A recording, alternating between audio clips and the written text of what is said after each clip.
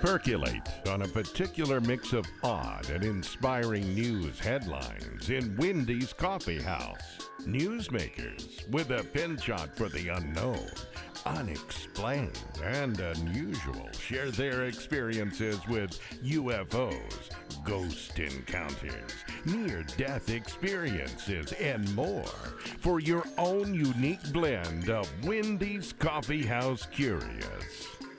And now, here's Wendy. Hey there.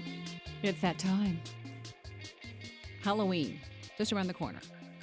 But you can listen to this anytime. Okay, the deal is, this time of year, a lot of people come up with all the scariest movies, scariest stories, scariest whatever, you name it. It's out there. And so I thought, well, just as a favor, I would flag a few. And so on the blog, Wendy's Coffee House Blogspot, I put 15 spooky stories, and these were flagged by Reddit at People Magazine, I think, put the note up on it. But there are other ghost stories in general on Reddit, and they're worth reading. Okay, just go through those. I always get some from Weston, the coffee house. When we do the show, and Verna Cowarts does the show, Ghost Tales of Weston. There's one night left open. It's Friday night. Saturday night's already booked. In the meantime, every year, there's always something that happens. This year, one of the things that happened was, as one of the groups was going up to a B&B, this fog comes out from the building over the group. And then a teenager who was staying there, his older people who were accompanying him, all gone down to visit some of the area facilities and the businesses, and he's by himself. He comes running out. He's all excited because he has heard voices and footsteps in the house. And again, like he's all alone. It's like, okay. So that was one of the highlights. One of the other things now, I've gone through the movies, and in the past, most recent movies, Miss Peregrine's Home for Peculiar Children and the movie Get Out. They both have one thing in common. Now, they're a little spooky in different ways. This is the thing they have in common. Run, rabbit, run, run. You cannot unhear this. Run, rabbit, run. Okay, a classic. Flanagan and Allen. Oh, man. Yeah, that's the sad part. Okay, let's make that one go away, John. Okay. Yeah. Okay, the rabbit is told to get away. You don't know what happens.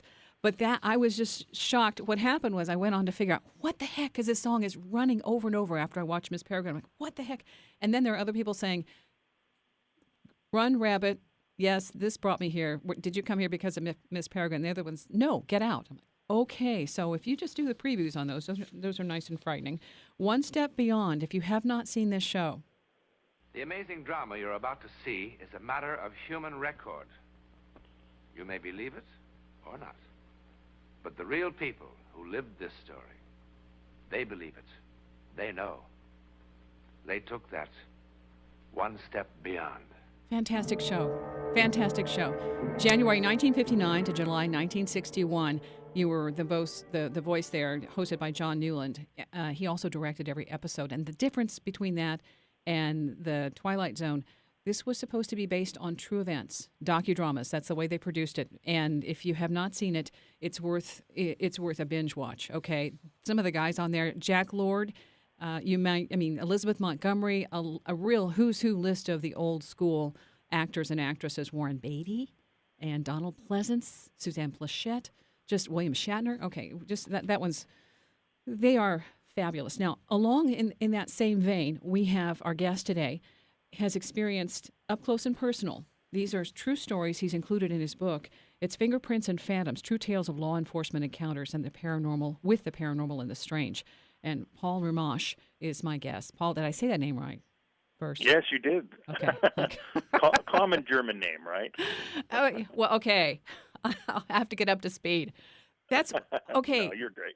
This is one of those things, though, that I think goes along with the season, that people are finally getting more comfortable with talking about this and sharing the stories. Because I think you said you didn't set out to write a book of ghost stories. You just were a fan of campfire stories and started, asking around the local coffee table, office gossip room, and said, has anybody had these experiences? And wow, 26 of these. These are excellent.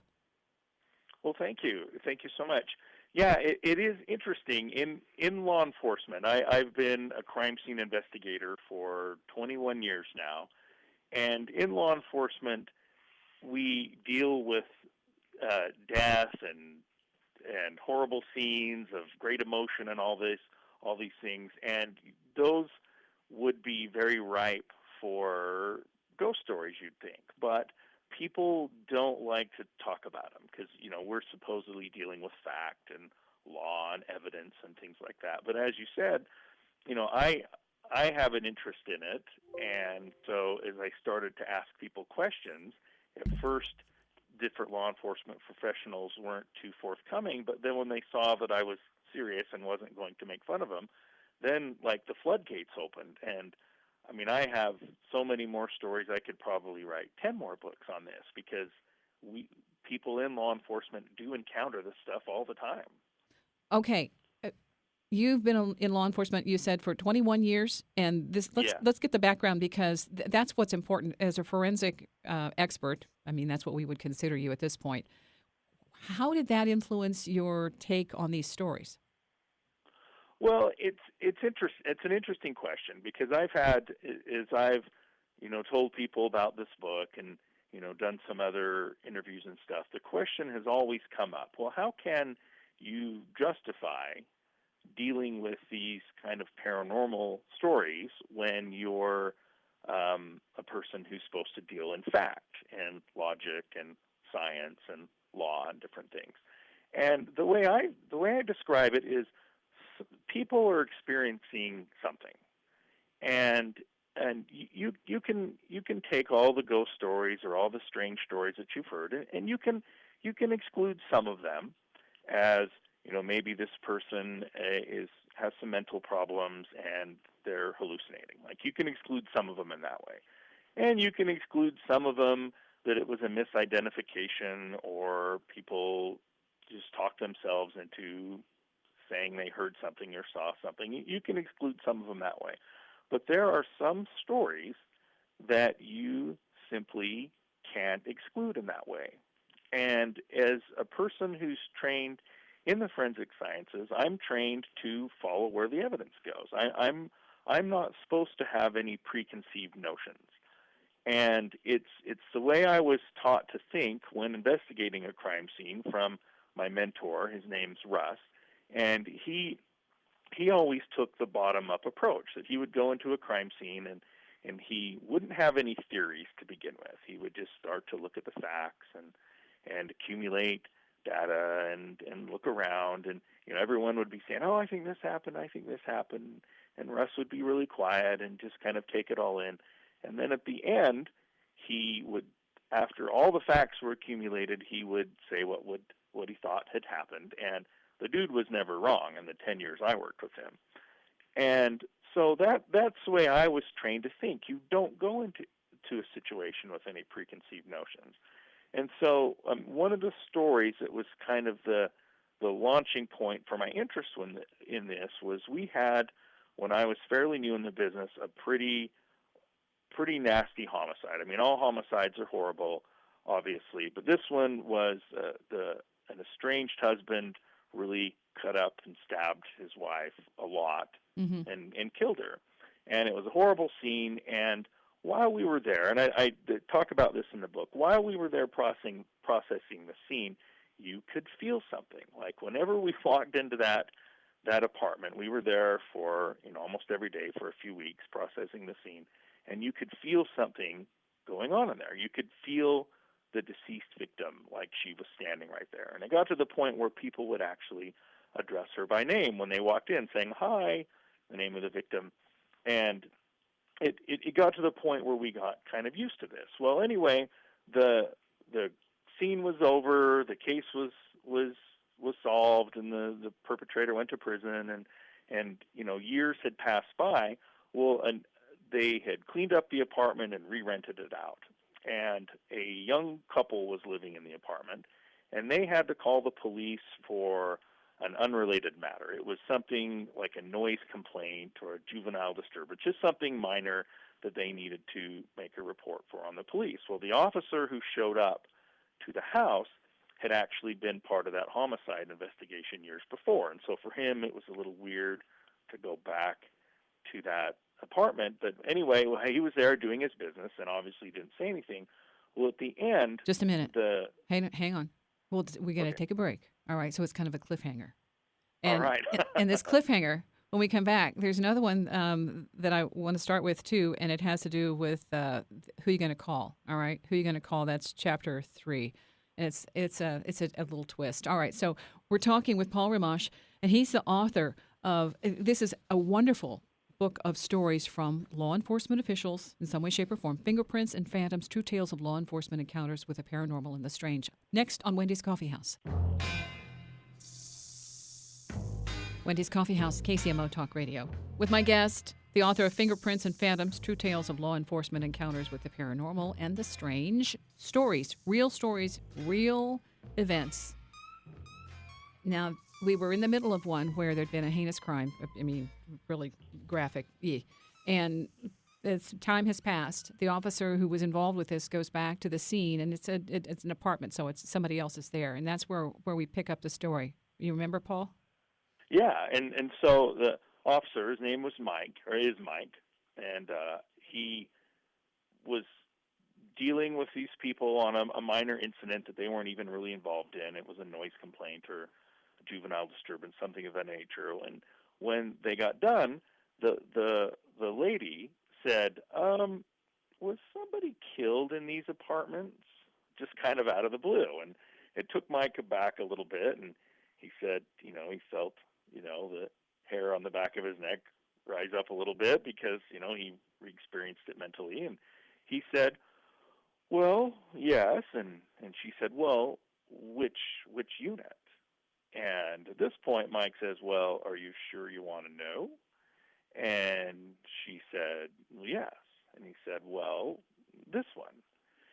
And, he didn't know what to expect necessarily, but whether they would panic or seem upset or whatever. But all the response that he really got from that was the husband said, "Well, that explains a few things," and then he went back to watching TV.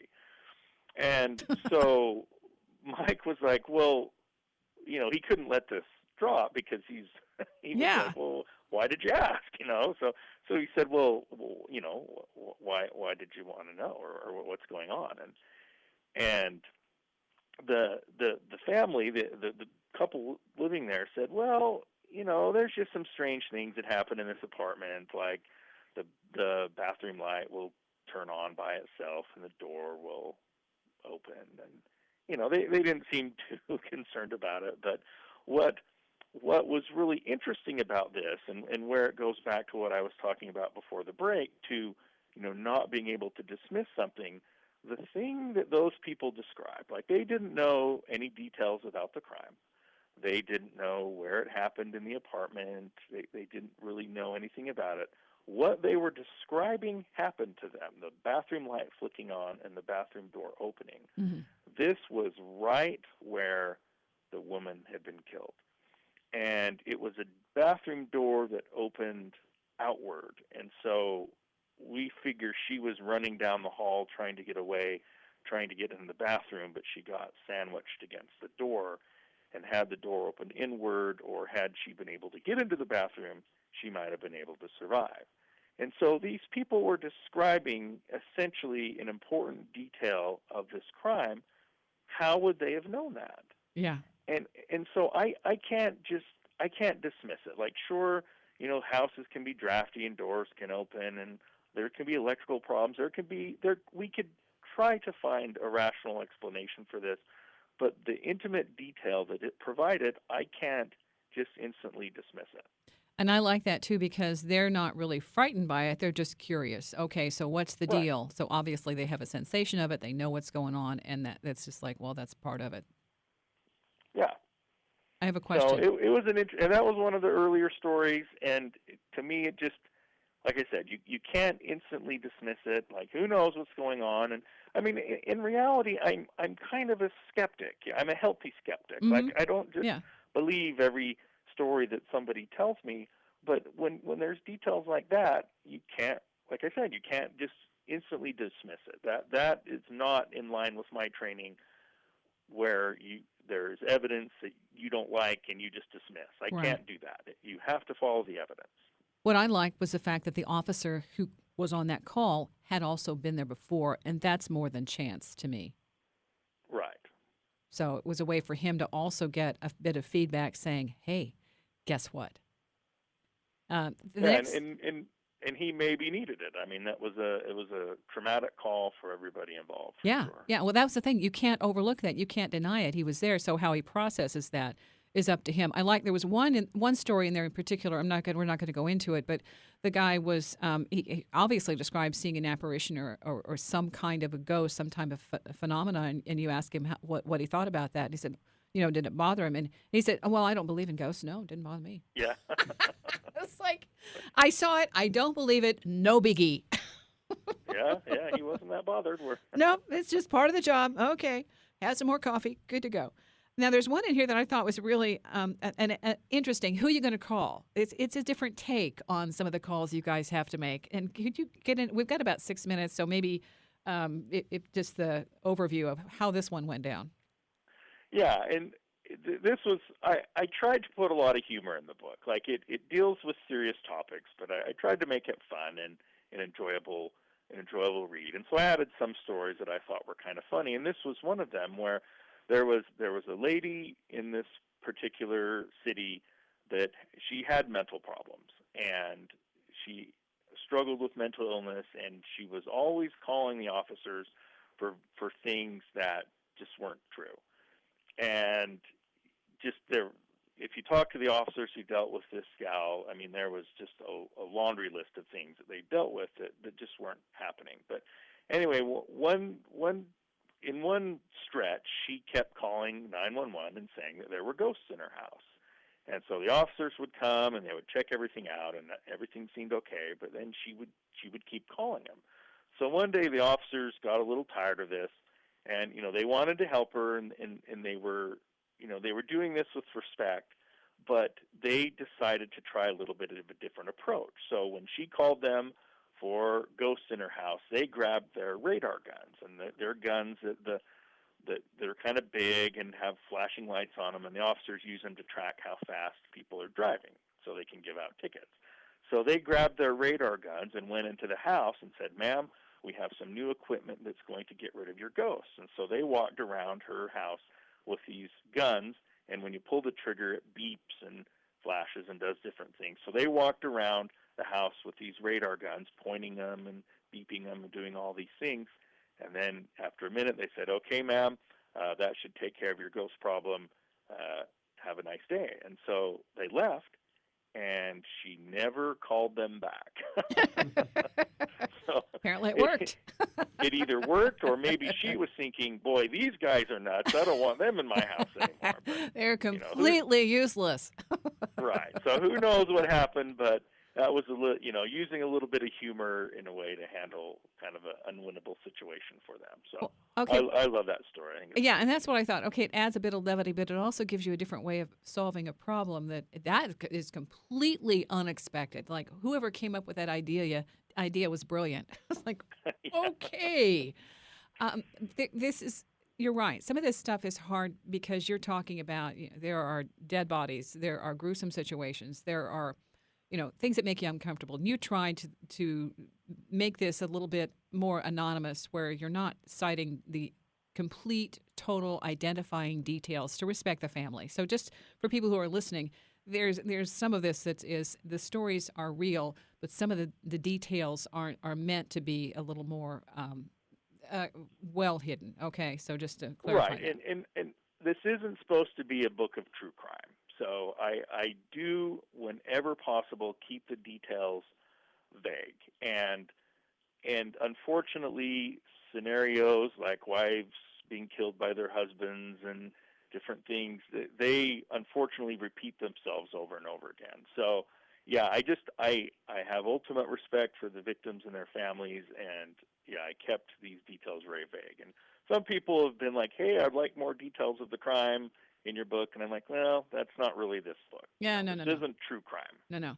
And my guest, Paul Rimmasch, and you can find this on YouTube, anywhere. Do you guys have a website?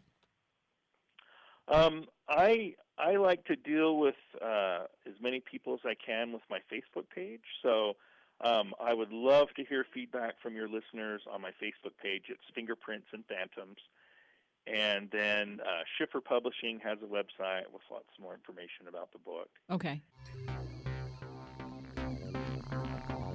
Wendy's Coffee House, KCMO Talk Radio. You know, we talk about ghosts a lot during October or the Halloween season, but it isn't just a one season, 1 month, one time of year thing. It's 24/7, especially if you live in a town known for all sorts of hauntings like Westwood. And maybe I said Westwood. That was a Freudian slip. Weston, Missouri. The deal is that I wanted to get somebody with a different perspective, and my guest, Paul Rimmasch, is actually a law enforcement professional and also a crime scene investigator for now 21 years. And with his perspective, he's talked to other folks in the field to get their stories. So these are up close and personal, real stories. They've been disguised just a little bit to protect some of the identities and keep the privacy intact. But that's why I wanted to come at it from this angle. Is it isn't just goofy people who report this. It's a part of our life, and it's nice to hear that this is something that people are addressing more, and that officers are saying, okay, look, this is what happened. So this story with Paul, we get into one that I don't know who the quote was from, but if it isn't written down, it didn't happen. Can you bring that I thought that was a really a good approach. Yeah, and that a former lieutenant of mine, Doug Coleman, he used to always say that if it's not written down, it didn't happen. And that's actually, I don't think he coined the phrase. It's been around in law enforcement a long time, and it tells you. I mean, you have to write down the things that you experience in your job for your reports and court and different things. You have to be a good documenter, and so that phrase has been with me in my career for in professional aspects, but it also kind of applies to one of the very interesting stories from my book. And because if you don't have the evidence of it, then it didn't happen. And this was a case where one of my former coworkers, she went on to a different agency. Now she works for a local agency, but when she was in college, some of her friends wanted to do a little bit of ghost hunting. And so they went down to this pond nearby them that was known to be haunted. And unfortunately, a young man had drowned previously in the water, and so lots of the ghost stories seem to revolve around him. So they go down, and they want to try to capture an EVP, an electronic voice phenomenon. So they have their video camera, and they're going around and recording and laughing and talking and having a good time. Well, they don't think they really experience anything when they're there at the little pond, and so they're a little bit disappointed that nothing happened, and so they go back to their apartment, and they're laughing and having a good time and listening to the video and watching the video that they took. Well, at one point, someone goes, "Stop, rewind, did you hear that?" And so they're all quiet, and they rewind the tape a little bit, and they play it, and they very distinctively hear on the tape, on the videotape, a little boy's voice say, "Hello?" And at this point, they all freak out because they didn't hear that when they were there. No one saw anything.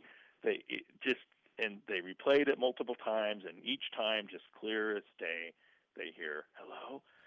And so, they are freaked out and laugh and have a good time with this, but then they kind of move on from it. Well,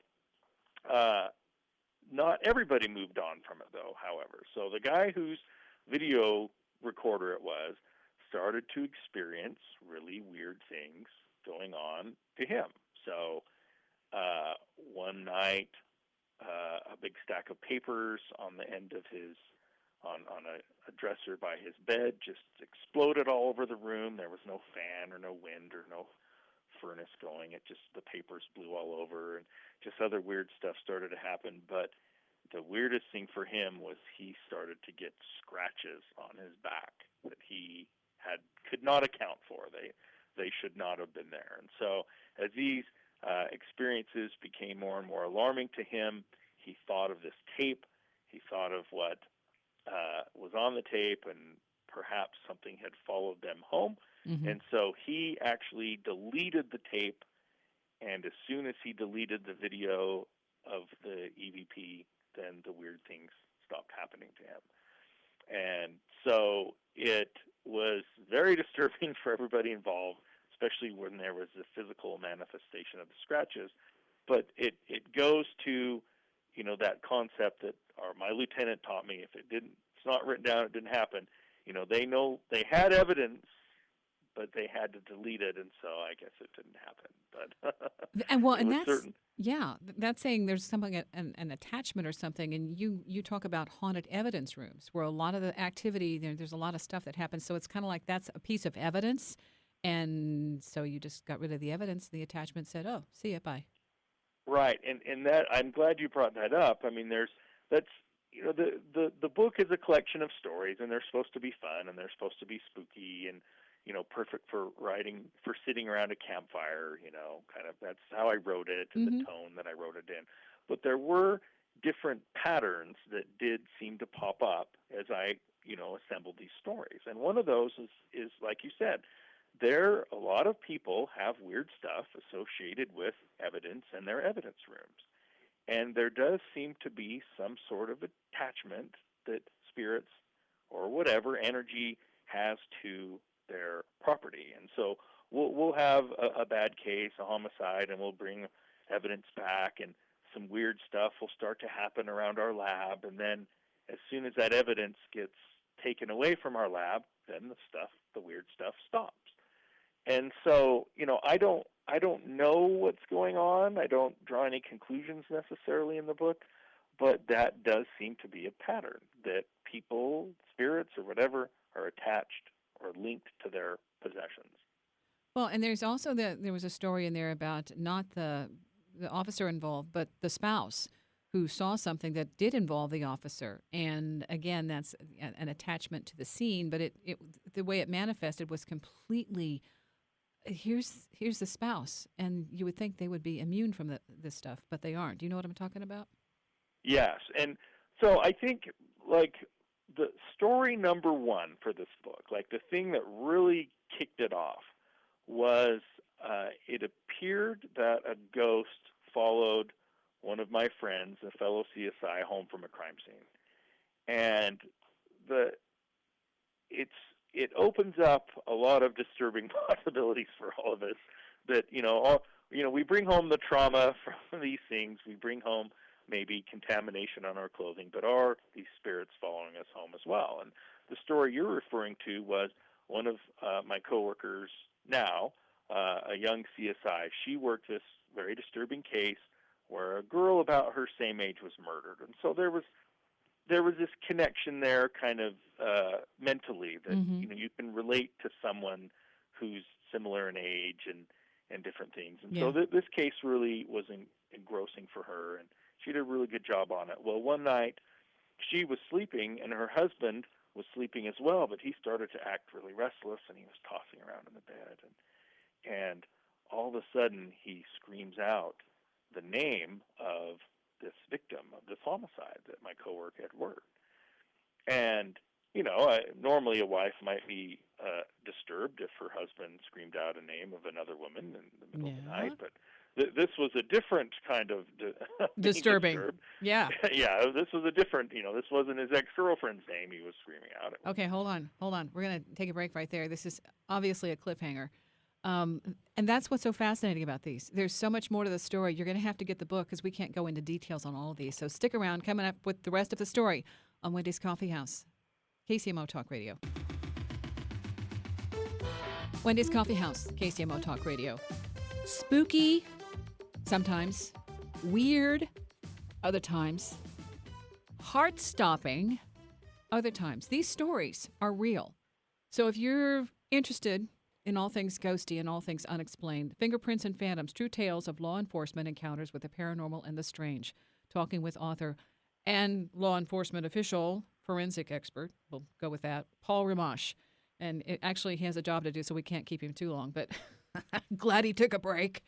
I'm glad to do it. Yay. So this is one of those things where this seems like, if you're just getting up to speed here with the break, the officer has come home. Her husband is distressed. He's asleep, sound asleep, doesn't know what she's been doing, but he's calling out the name, screaming out the name of another woman who happens to be that's the name of the victim. And so here's this weird thing happening, and that's where we pick it up.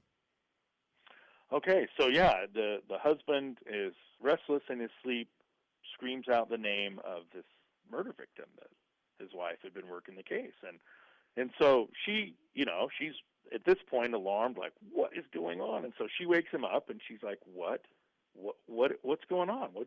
And he's like, oh, I was just dreaming, I guess, and I was just laying there, and I could see this person, this murder victim, coming into our room and coming towards the bed, and she was getting closer and closer to you, like she was trying to get you. And so I screamed her name, and then I woke up, and she left. And at this point, my coworker is extremely alarmed because, this was it just a dream? I don't know, but here the spirit possibly of this murder victim had come into her home, followed her home, and was trying to get her. And what that meant exactly, we don't know. Like, was she trying to hurt her or trying to get her attention or whatever? We don't know. But the husband saw it, and in his dream or in his sleep state or whatever, astral form, however you want to put it, he saw something. And so, there seems to be, once again, one of these patterns where sometimes spirits, energy, however you want to categorize it, will seem to follow crime scene investigators and officers home. And see, to me, I mean, it makes perfect sense, at least with my experience. It would have much more to do with that person thinking that maybe there would be a way to get a message or information or connection, and maybe that this officer has some kind of, intuition or sense, and they could connect. I dealt with a suicide victim, and that his way of getting my attention was really disconcerting and uncomfortable for me, but that was the whole point, was to try and get me to help him move on. And finding that out afterwards was like, okay, that's a relief, but it was at the time like, what the heck? There's another. You cover a lot of different types of experiences, and one that's really fascinating has to do with dogs. And we don't have a lot of time, but this is something that's ongoing, and it raises a lot of questions. What is it about? Well, so most of the stories in my book are local here to northern Utah, specifically Ogden, the Ogden area. And Ogden's a really haunted town. You said you live in a haunted town. I think as far as Utah goes, Ogden's one of the most haunted towns. So it's kind of understandable that we have weird stuff up here. But the story that I'm going to relate came from Los Angeles. And so one of the officers who works here in Ogden now used to work for LAPD. That's where he started out his career. And when I was gathering stories for the book, I asked him if he had any, ghostly stories. And he said, well, I don't have any ghostly stories, but I have something really weird. And so what happened? And I've heard this from him. I trust him. I haven't heard it from any other officers who've been in LAPD, so maybe we could get verification. But what he said happened is all the time, it happened so often that they came to just accept it. They would be driving along and they would see a suspect, a gang member that they were looking for, and they would start to chase him. And they would, be in a foot pursuit with him. This guy was just a little bit ahead of him.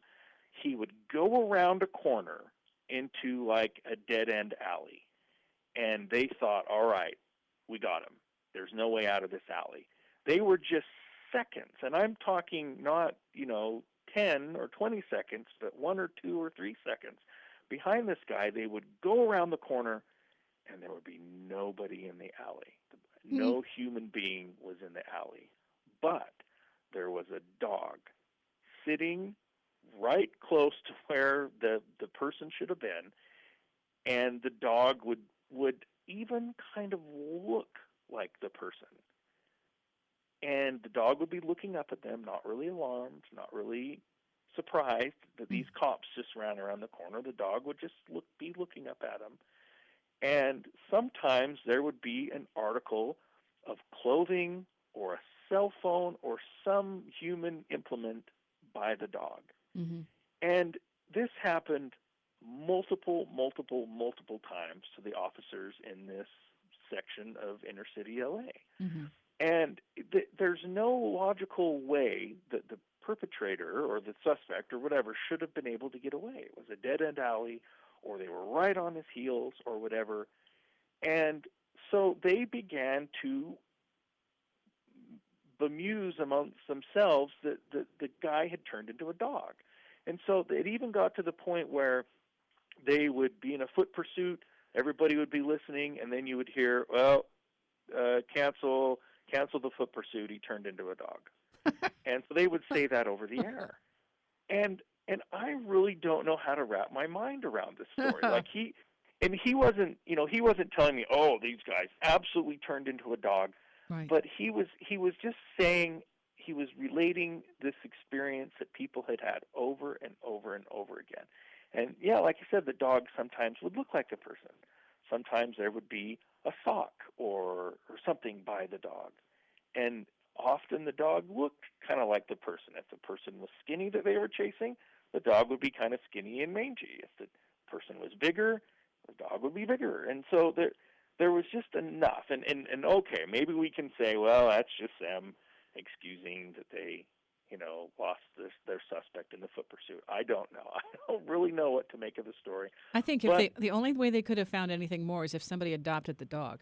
Okay. Yeah. Okay. Well, it looks like we've got one for adoption. Let's see how this goes. Right. And, but I mean, there are stories of changelings and skinwalkers, and I mean, there's stories in myth and folklore and different things where people have been able to turn into animals. So I don't know. Like, once again, I'm not drawing any conclusions on this. I'm just relating the story as told, but a pattern. It's bizarre. Yeah. It is a bizarre pattern. story. Yeah, okay. So there you go. I think we've piqued people's interest. There are some good stories in here, and good stories make you think, they make you question, and they keep you curious. I think you've done a phenomenal job, and I do hope you'll come up with some more stories, since you said you had more book fodder, basically, on the back burner that you could do something with. I hope that wasn't just a tease. No, it's funny that this stuff kind of snowballs. Like when people see that you have a book on this and that you're serious, Mm-hmm. Lots of people have stories. Yes. Yes, great. and we love stories. So get the marshmallows and the campfire ready. Well, you don't have to do that. That's a good thing about this. You can, with this, you'll probably get some more people saying, here, have you heard about this? So Facebook, that's how people connect with you? Yep. That's the easiest way right now. Like you said, I'm super busy right now. So if you reach out to me on Fingerprints and Phantoms Facebook page, send me a message. I try to respond to everybody who reaches out. And yeah, if you have stories, I would love to hear them. I love to interact through that media as best I can. Excellent. Paul Rimmasch. Okay, so again, this means he is not retired. He's still working, which means he could still collect some more stories from the scene and all of that. And the school he went to was haunted. We didn't have time for all this stuff because, as you can tell, each story has its own personal element and can, continue for probably a couple of more hours on all these stories. So thank you for listening. In the meantime, if you have a story you want to share, you can connect with him as well. And I put some, again, on the blog spot, Wendy's Coffee House blog spot, put a few links out there.